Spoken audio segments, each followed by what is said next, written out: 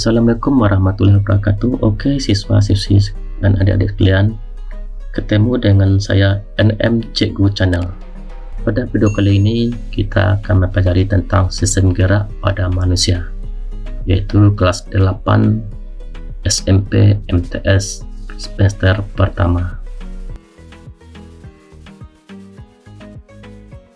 Sebelum memulai materi pembelajaran ini, mari kita berdoa dengan mengucapkan Bismillahirrahmanirrahim.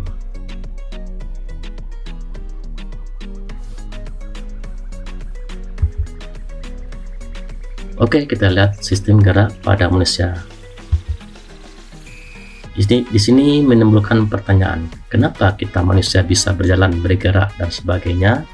Untuk menjawab pertanyaan tersebut, mari ikuti dan tonton video ini sampai selesai. Kita lihat gerak pada manusia. Gerak pada manusia itu ada dua. Pertama, alat gerak pasif. Kedua, alat gerak aktif. Alat gerak pasif itu berupa rangka, sedangkan alat gerak aktif berupa otot. Dan untuk video kali ini kita akan membahas tentang rangka yang merupakan alat gerak pasif. Mari kita lihat satu persatu. Pertama ada rangka dan pengertian rangka. Rangka adalah susunan tulang-tulang yang saling berhubungan satu sama lain sehingga membentuk tubuh. Sedangkan fungsi rangka pertama sebagai pondasi tubuh, kedua sebagai pelindung organ dalam, ketiga pelekatan otot-otot, yang keempat memproduksi sel darah, yang kelima penyokong berat badan, yang keenam memberikan bentuk tubuh, dan ketujuh tempat penyimpanan mineral dan nutrisi. Pengelompokan rangka manusia dibagi dua. Pertama, rangka aksial, yaitu penyusun sumbu tubuh, sedangkan kedua rangka apendikuler, yaitu anggota gerak tubuh. Rangka aksial yaitu penyusun sumbu tubuh ada 4. Pertama, tulang tengkorak, kedua tulang belakang, ketiga tulang dada, keempat tulang rusuk. Oke, kita lihat tulang tengkorak. Tulang tengkorak bagian kepala pertama terdiri dari 2 tulang ubun-ubun, kedua 2 tulang baji, ketiga 2 tulang pelipis, keempat 1 tulang kepala belakang. Sedangkan bagian muka yaitu 1 tulang dahi, 2 tulang tapis, 2 tulang air mata, 2 tulang hidung, 2 tulang pipi, 2 tulang rahang atas, dan 2 tulang rahang bawah. Kita lihat tulang belakang. 7 ruas tulang belakang, 12 ruas tulang punggung, 5 ruas tulang pinggang, 5 ruas tulang kelakang, dan 4 ruas tulang ekor. Bisa siswa-siswi dan adik sekalian perhatikan gambarnya di mana letak tulang tersebut. Lanjut, tulang dada dan tulang rusuk. Tulang dada itu tulang hulu, tulang badan, tulang pedang-pedangan. Sedangkan tulang rusuk sejati ada 7 pasang, tulang rusuk palsu ada 3 pasang, dan tulang rusuk melayang ada 2 pasang. Yang kedua itu rangka apendikuler atau rangka pelengkap atau anggota gerak tubuh, yaitu ada 2 bagian. Pertama tulang anggota gerak atas, dan kedua ada tulang anggota gerak bawah. Perhatikan gambar tulang anggota gerak atas, yaitu ada 2 tulang lengan atas atau humerus. Yang kedua 2 tulang pengupil disebut dengan radius. Yang ketiga 2 tulang asta yang disebut dengan ulna. Yang keempat 2 kali 8 tulang pergelangan tangan atau disebut dengan karpal. Yang kelima 2 kali 5 tulang telapak tangan atau disebut dengan metakarpal. Yang keenam, 2 kali 4 tulang jari yang disebut dengan pelanges. Kita lihat tulang anggota gerak bawah.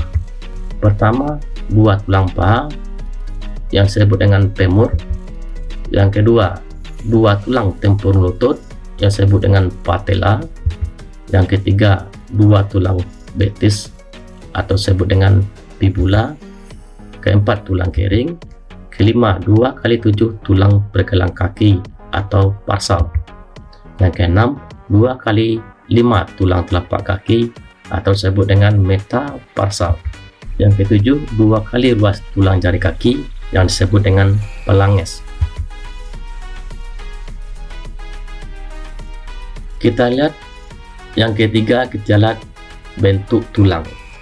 Pertama, di sini ada tulang pipa, tulang pendek, tulang pipih, dan tulang tak beraturan. Bisa siswa-siswi dan adik-adik perhatikan bentuk tulangnya.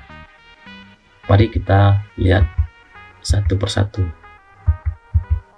Pertama, tulang pipa. Ini gambar tulang pipa. Tulang pipa adalah tulang yang memiliki bentuk panjang dan bulat seperti pipa. Tulang pipa ini bisa kita ketemukan di lengan, yaitu tulang lengan atas, tulang hasta, dan tulang pengupil. Kemudian ada juga tulang kaki. Kemudian ada juga di kaki, yaitu tulang paha, tulang kering, dan tulang betis. Di jari-jari kita juga ada tulang pipa, yaitu metakarpus, dan ruas tulang di jari tangan. Dan ada metatarsus dan ruas tulang di jari kaki. Tulang pipa bekerja seperti tuas yang bergerak saat ada kontraksi otot. Tulang pendek. Kita lihat tulang pendek. Tulang pendek bentuknya seperti kubus, sehingga ukuran panjang, lebar, dan ketebalnya sama. Di dalam tubuh manusia, tulang pendek bisa ditemukan di pergelangan tangan, yaitu 8 tulang karpus, dan juga tulang tarsus di pergelangan kaki. Mereka bertugas menjaga keseimbangan dan melakukan beberapa gerak terbatas. Yang ketiga itu tulang pipih. Tulang pipih adalah tulang yang tipis, namun juga kadang-kadang melengkung. Contoh yang termasuk tulang pipih adalah tulang tengkorak, tulang belikat, tulang dada, dan tulang rusuk. Kelompok tulang ini biasanya jadi titik tempat menempelnya otot dan menjaga organ yang penting di tubuh.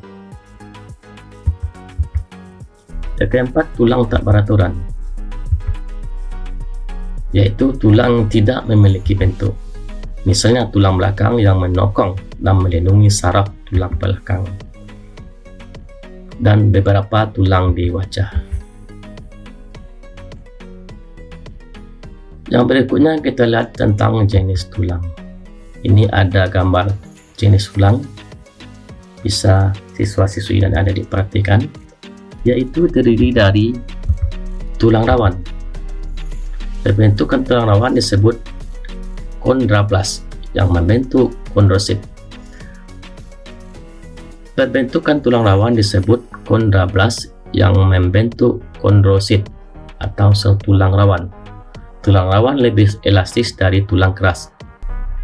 Tulang rawan terdapat pada ujung tulang pipa, daun telinga, cuping hidung, serta ujung tulang pembuat sendi gerak. Yang kedua itu tulang keras. Penyusunnya terdiri dari protein, kolagen, dan fosfor.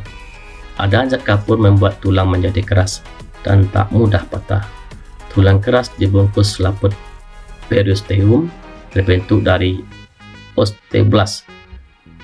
Memiliki sistem Hampers, yaitu kesatuan sel tulang dan matrik, mengelilingi pembuluh darah dan saraf pembentuk satu sistem. Selain dari tulang rawan, termasuk tulang keras.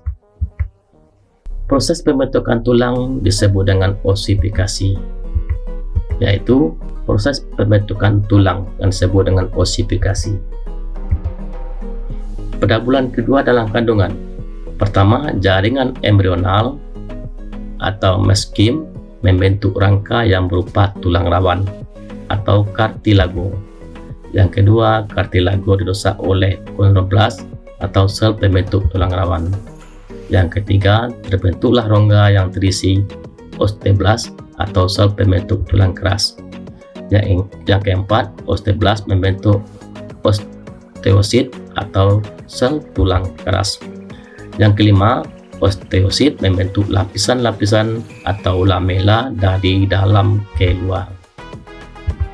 Itulah video kita tentang sistem gerak pada manusia, dan kita tutup dengan bacakan Alhamdulillahirabbil alamin. Sampai jumpa dengan video berikutnya. Assalamualaikum warahmatullahi wabarakatuh.